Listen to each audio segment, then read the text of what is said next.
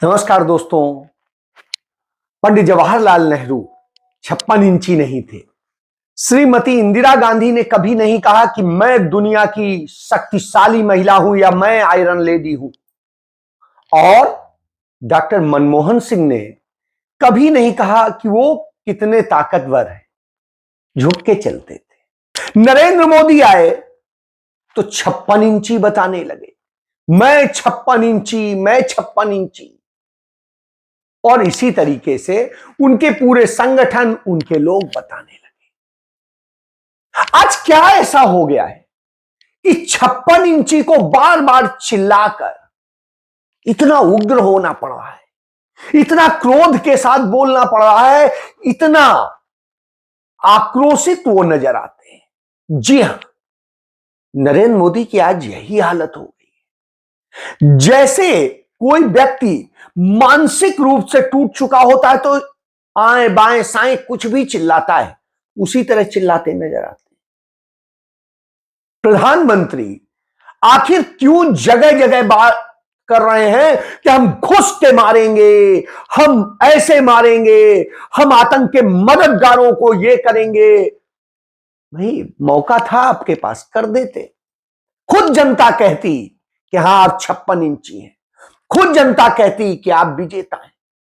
राजनाथ सिंह भी कि अभी तो 4 दिन के लिए युद्ध रुका है, अभी तो ये वार्म अप है, आगे देखिए। सब आगे देखिए आप जब कहते हैं तो हम आपकी बात मान ले, लेकिन पाकिस्तान की सीमा से भारत की सेनाएं पीछे हटना शुरू हो गई और यह खबर आ जाती है कि वो पीछे आ जा रही हैं। अब युद्ध के हालात नहीं है।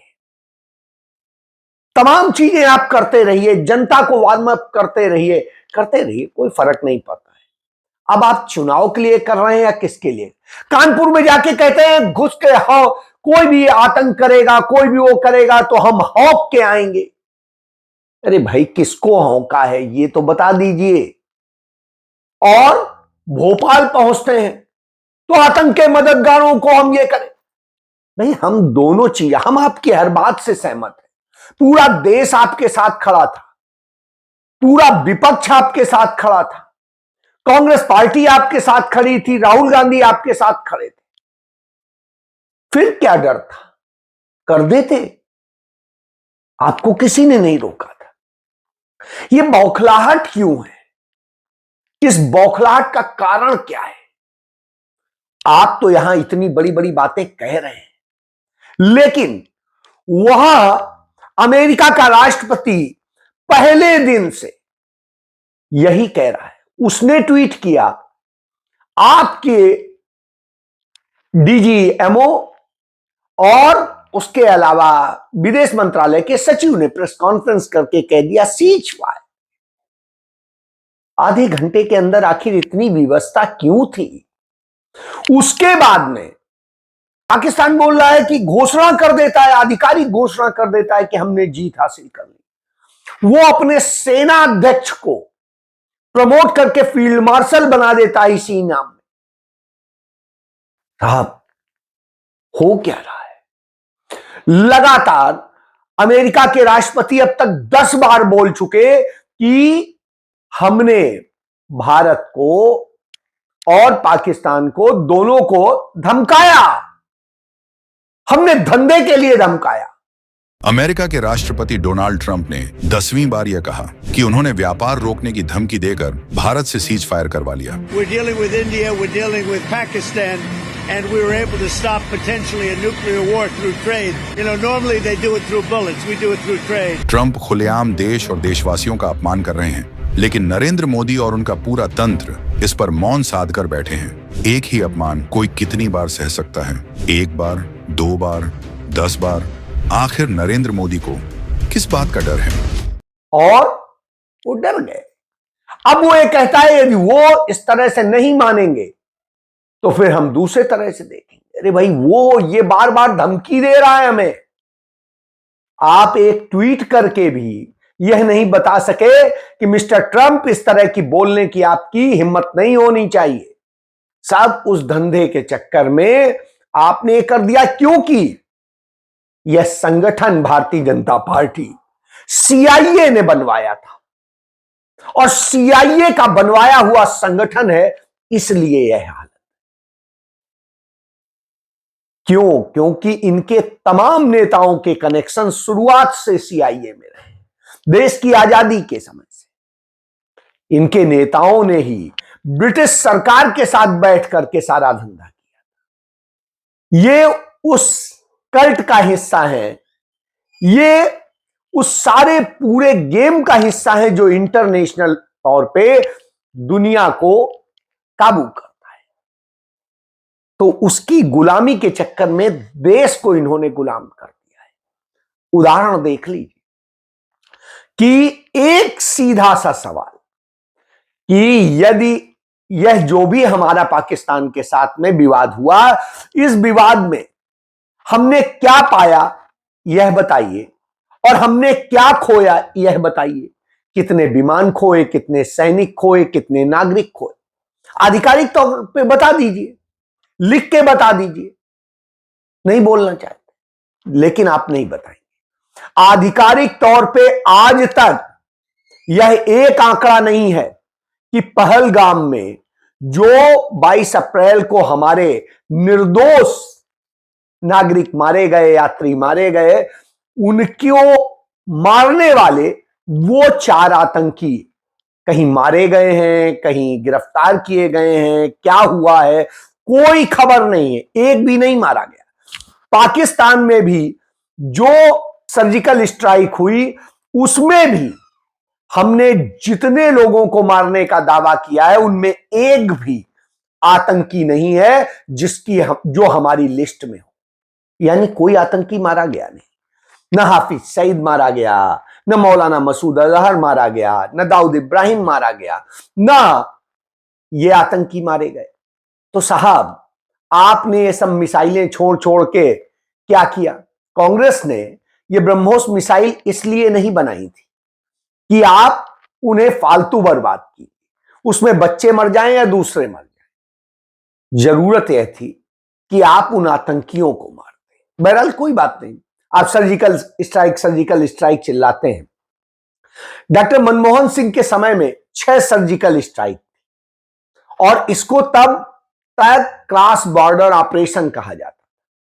आपने इसका नाम इसलिए बदला जिससे हमने सबसे पहले सर्जिकल स्ट्राइक, आपसे ज्यादा सर्जिकल स्ट्राइक मनमोहन सिंह ने की और उसके पहले इंदिरा गांधी हो, पंडित जवाहरलाल नेहरू हो, या लाल बहादुर शास्त्री हो, या राजीव गांधी हो, तो इन लोगों ने की है। अब आता हूं इसके बाद कि जिस तरह से यह घटना हुई, सब कुछ गिरा। भारत में तो आप कुछ बता नहीं रहे, सिर्फ लगातार बौखलाहट और चीजें दिख रही हैं।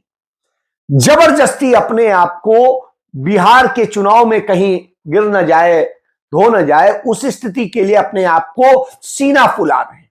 लेकिन आप बताइए, क्या पंडित जवाहरलाल नेहरू ने कभी सीना फुलाया? पुर्तगाल पर सर्जिकल स्ट्राइक करके गोवा को भारत में मिला लिया था। इंदिरा गांधी ने सिक्किम में सर्जिकल स्ट्राइक करके भारत में मिला लिया था। राजीव गांधी ने सर्जिकल स्ट्राइक करके नेफा को भारत का अरुणाचल प्रदेश बना दिया था। जो उनके नाना का सपना था, जो उनकी मां का सपना था, वो पूरा कर दिया था। इधर आप देखिए कि जिस तरह से सर्जिकल स्ट्राइक हमने मालदीव तक की थी, आप यहां की कहते हैं, हमने सर्जिकल स्ट्राइक श्रीलंका में भी की, पाकिस्तान में भी की, और यह स्थिति थी कि पाकिस्तान हमसे झुक के रह रहा था। यह स्थिति थी, अमेरिका की हिम्मत नहीं पड़ती थी। जब जीर्ण शीर्ण भारत था, उस समय 1947 में जब आजाद हुआ, तब भी नेहरू सिर उठा के रखते थे और अमेरिका के राष्ट्रपति 1949 में उन्हें प्लेन तक रिसीव करने आते थे, इज्जत से सिर झुकाते थे। उसके बाद में कैनेडी उन्हें अपना गुरु कहता था। तो अब आप समझिए कि जो कैनेडी राष्ट्रपति थी वो गुरु मानते थे। श्रीमती इंदिरा गांधी हुई, उन्होंने राष्ट्रपति निक्सन को बिल्कुल स्टूडेंट की तरह से ट्रीट किया था और पाकिस्तान के 2 टुकड़े कर दिए थे। कराची में पोर्ट पर करके कराची शहर को आग लगा दी थी, 7 दिन तक जला था। भूल जाइए, यह होती है सर्जिकल स्ट्राइक। और उसके बाद में काट के एक अंग अलग कर दिया।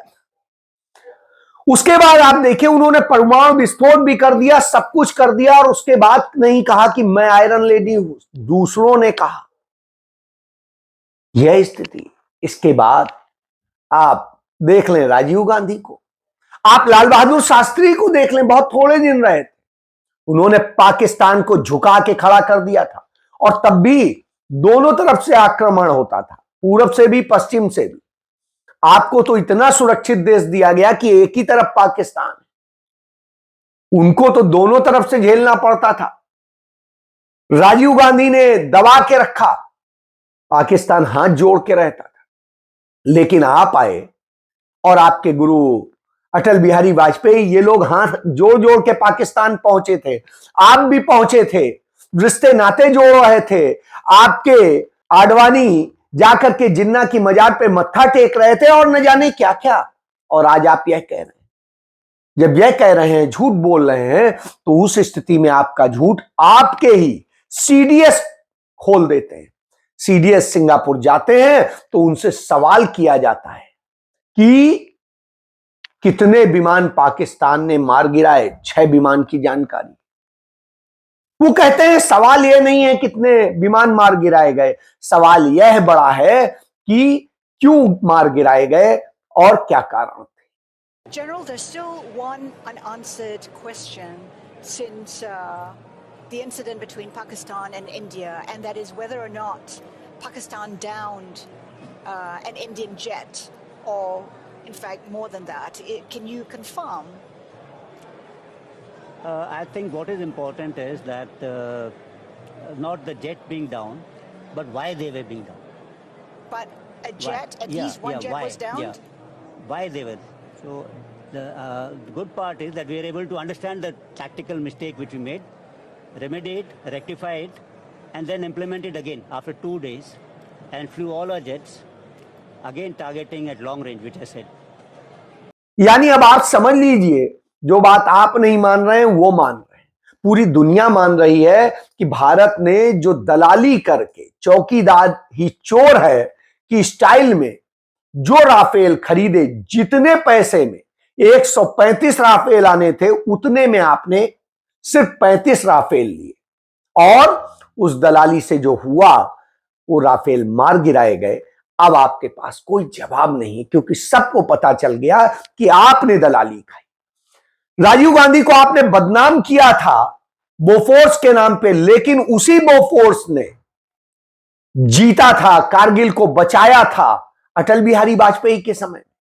लेकिन आपके समय में जो दलाली करके खरीदे गए, उन्होंने देश की इज्जत का बेड़ा गर्क किया। अब आपके रक्षा मंत्री राजनाथ सिंह कहते हैं कि हम 5th जनरेशन का फाइटर जेट बनाएंगे, उसके लिए अनुबंध कर रहे हैं, उसके लिए टेंडर होगा, और 2034 में वो तैयार होगा, सेना को मिलेगा। और साहब, उधर पड़ोस में पाकिस्तान चाइना से 5th जनरेशन फाइटर जेट खरीद ले रहा है, और चाइना 6th जनरेशन का फाइटर प्लेन बना ले रहा है।